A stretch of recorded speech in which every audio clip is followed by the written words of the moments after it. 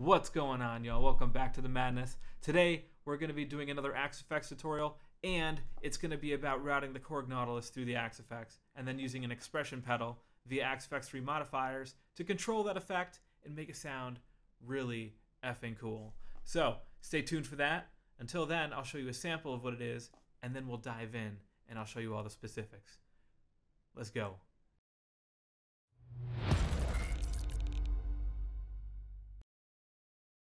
Alright, so this is what it sounds like, nothing added.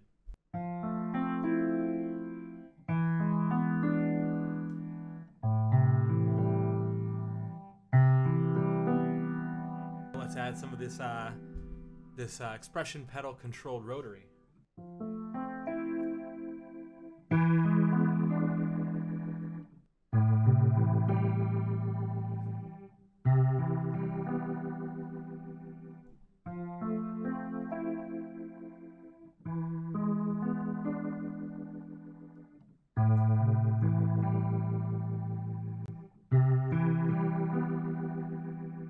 Sounds legit. Alright, so what's going on here? How am I getting this Leslie-ish sound on my keyboard, and why would I do it this way? Well, Axe Effects has really great effects, and so using their blocks on other instruments is just something I enjoy doing.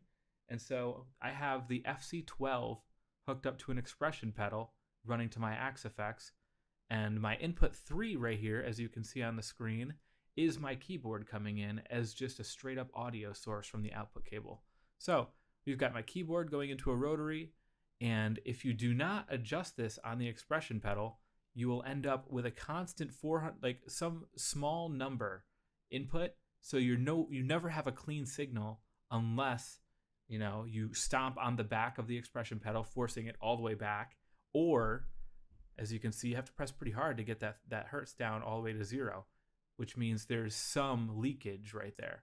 Now to change that, you have to adjust the modifier, the way the overall modifier is actually behaving. So to do that, any sort of knob here with a circle on the bottom or a dot, you just right click it. That's how you get to the modifiers page, and you can change the sources. Now all these different sources you've seen in some of my videos. I use LFOs. You can use sequencers, envelope followers, any of these different types of things to control the parameter with the modifier dot on it. So I'm using my FC1 pedal 4, which is an expression pedal plugged into my FC12 in pedal slot 4. So what I really want to do is I want this curve to have a 0 point earlier on and for a longer period until I'm pushed up, so that this dot, that kind of represents how far in I've pushed my pedal, until it's like around, well, let's see what's comfortable. Around right here is where I'm going to want my pedal to start kicking in really. So you take this mid, which is taking the midpoint and dragging it down. So let's do that. Okay, now we're dragging this down, right? And let's drag it down to where the on point is right around where I think it's comfortable. So now everything below here is at 0, and you can see that right here. So now there's no leakage, which affects the tone of the piano. So let's go ahead and test it out. Oh, yeah, to a certain point, it feels a lot better. Just a little quick tip for you guys. And so that's exactly how I'm getting.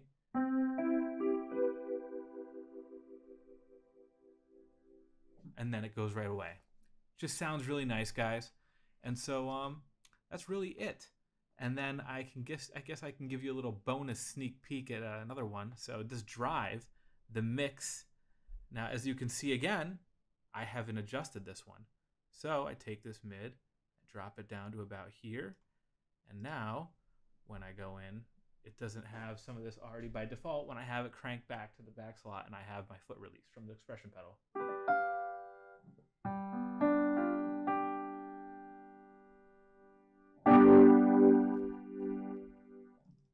And that's what's going on there. So that's really it that I have for you guys this week. I hope you got something out of it. I think this is a really killer tip. I think you're going to end up using this quite a bit if you play keyboard or even guitar. So I mean, these types of things are really important to think about. And that little tidbit about adjusting the parameter curve right here, you understand why now. So just in case you're wondering. Until the next time, guys, I'll catch you on the flippy floppy. Ciao, y'all.